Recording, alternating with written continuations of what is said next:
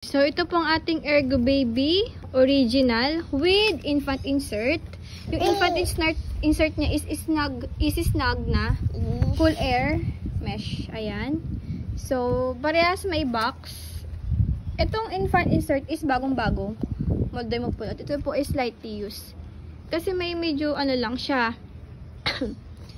Tawag doon. Slightly fade dito. Nag-discolor lang siya. Ayan.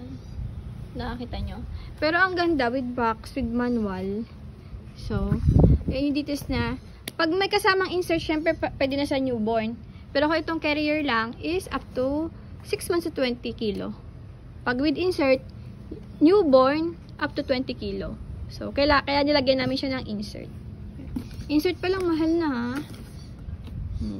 Original. Distributed by Dadway. If familiar kayo sa Japan, selling sila ng mga authentic Ergo Baby sa Japan. Yan. So, ito siya. Yan. Details. Yung faded, wala dito sa wala dito sa brown na color niya. Yan. Brown yung color niya eh. Yung sa black lang, sa may canopy. That's a problem lang. Doon lang may slightly. Pero hindi siya pangit. Ito ito. Yan. Ilalabas nyo lang naman yan kung maambon na sa labas kayo. Siyempre, hindi nyo papaambonan yung anak nyo. Or mainit, ganyan. Or ayaw nyo makita yung anak nyo. So, ganyan siya, yun o. Ambon na eh. Nag-discolor siya. Nakita nyo ba? Ambon na. So, ito, tinatago lang siya dito. Ambon na. Ayan.